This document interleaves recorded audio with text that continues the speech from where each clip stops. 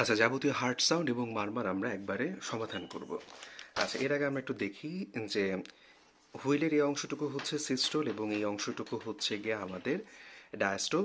তো মানে এই অংশটুকু হচ্ছে, সরি, এটা হচ্ছে এট্রিয়ার কাহিনী, আর উপরের অংশটুকু হচ্ছে গিয়ে ভেন্ট্রিকুলার কাহিনী। এট্রিয়ামের মধ্যে হচ্ছে এই লাল অংশটুকু হচ্ছে সিস্টোল এবং ভেন্ট্রিকলের মধ্যে এই অংশটুকু হচ্ছে গিয়ে আমাদের সিস্টোল।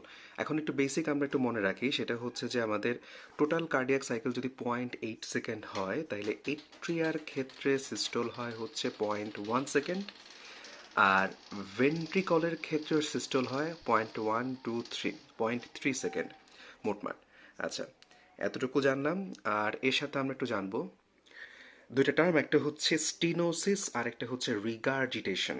আচ্ছা, স্টিনোসিস কথাটার মানে হচ্ছে একটা ভালভ ঠিকমতো ওপেন হচ্ছে না, ওপেন হওয়ার কথা ছিল এরকম সুন্দর করে ওপেন হওয়ার কথা ছিল, কিন্তু সেটা কোনো কারণে হচ্ছে গিয়ে ভারী হয়ে গেছে, যার কারণে ঠিকমতো ওপেন হচ্ছে না, এটা হচ্ছে স্টিনোসিস।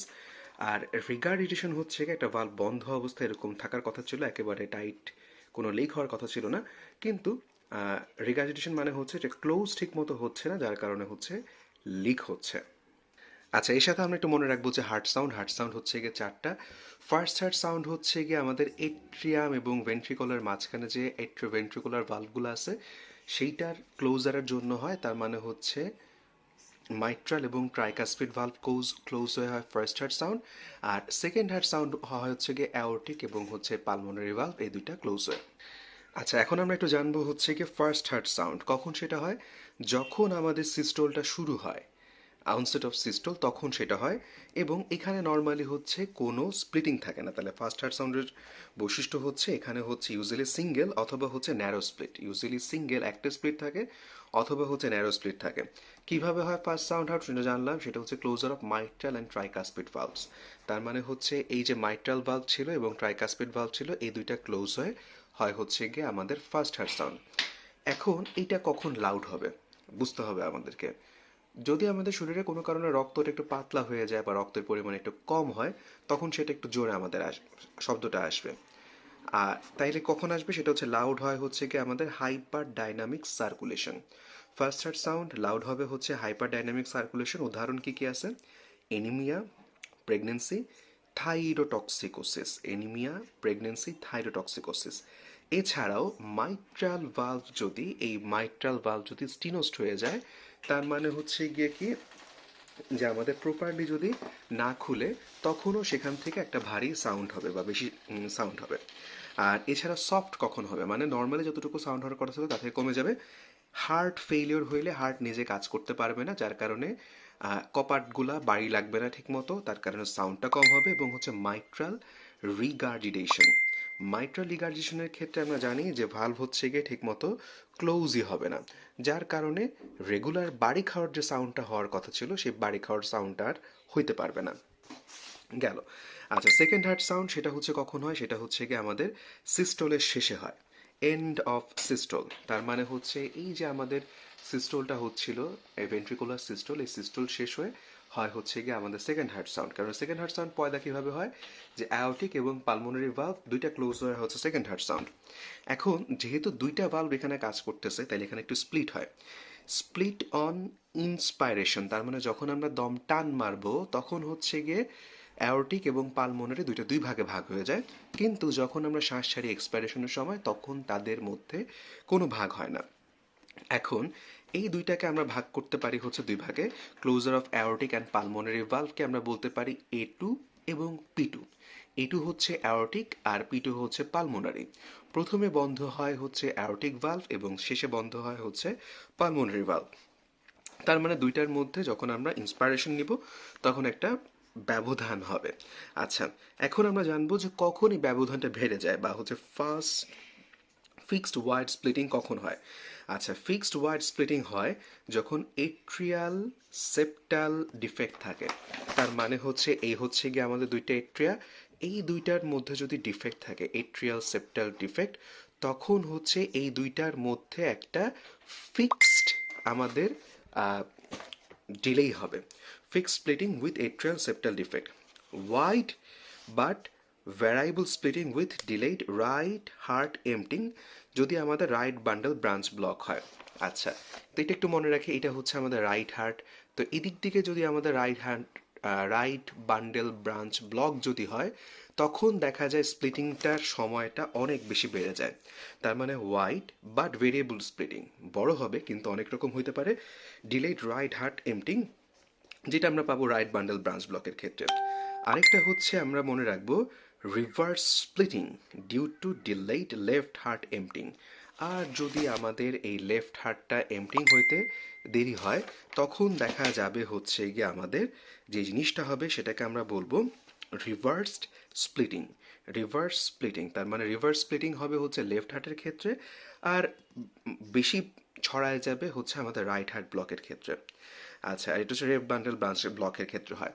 আচ্ছা, চলে আসবো হচ্ছে আমাদের থার্ড হার্ট সাউন্ড। আমরা মনে রাখবো যে থার্ড হার্ট সাউন্ডটা মূলত হবে হচ্ছে গিয়ে এই যে এট্রিয়াম এবং ভেন্ট্রিকল দুইটা সিস্টল শেষ হবে, সিস্টল শেষ হওয়ার পরেই হচ্ছে গিয়ে আমাদের থার্ড হার্ট সাউন্ড হবে।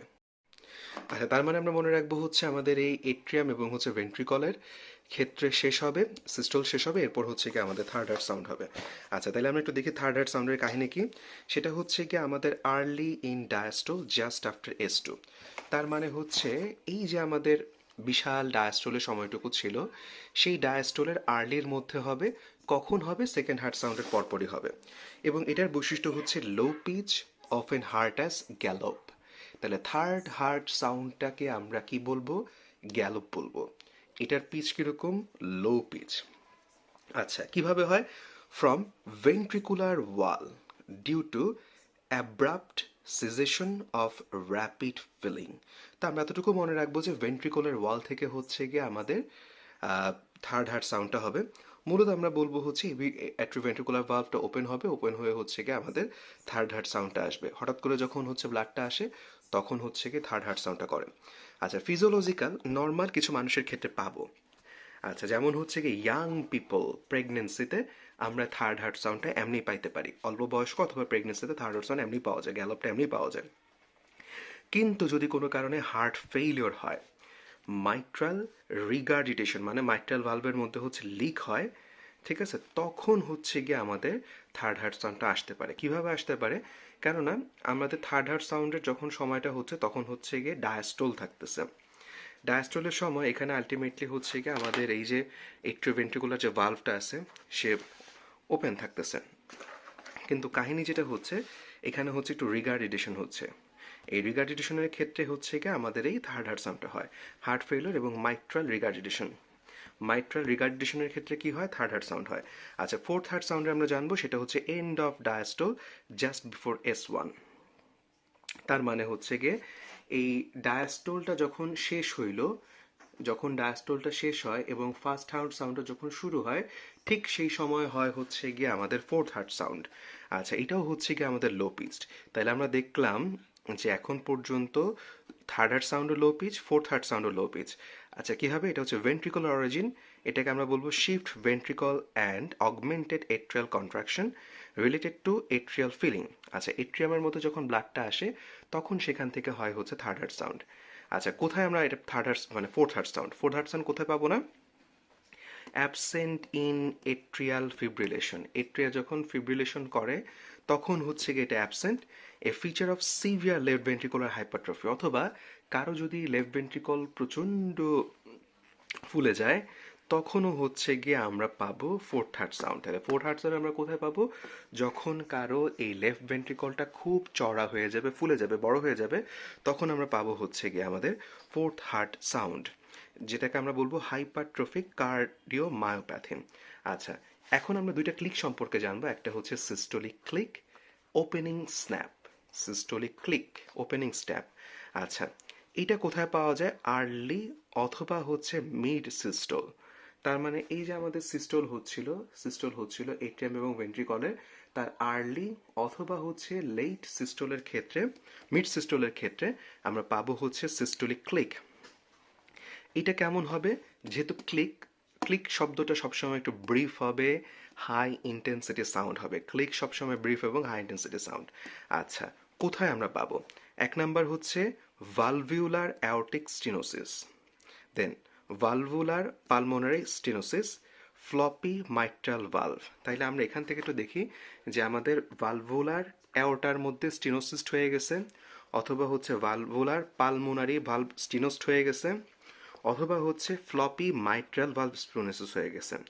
এছাড়াও হচ্ছে আমাদের প্রস্থেটিক হার্ট সাউন্ড, মানে কাউকে যদি আমি প্রস্থেটিক ভাল্ব লাগাই দিই তখনও সেখান থেকে ক্লিক ক্লিক, যেহেতু এটা মেটালিক একটা বস্তু, ক্লিক ক্লিক সাউন্ড হবে।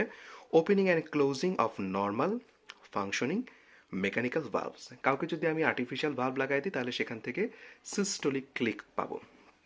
আচ্ছা, এখন কখন ক্লিক আমাদের লস্ট হয়ে যাবে?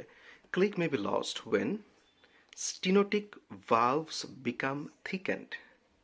আমরা একটু আগে শিখে আসি মাইট্রাল স্টিনোসিস, মানে হচ্ছে যেগুলো হচ্ছে ওপেন ঠিক মতো হচ্ছে না। এখন যেটি ওপেন হচ্ছে না সেটি আরও ঠিক হয়ে গেছে, তার মানে ক্লিক তখন একেবারে লস্ট হয়ে যাবে। Click may be lost when stenosed valve become thickened or calcified. আর prosthetic clicks lost when valve obstruct by thrombus or vegetation. আর প্রস্থেটিক ভালভের মধ্যে যদি আমি ক্লিক না পাই তখন বুঝতে হবে যে ঝামেলা আছে।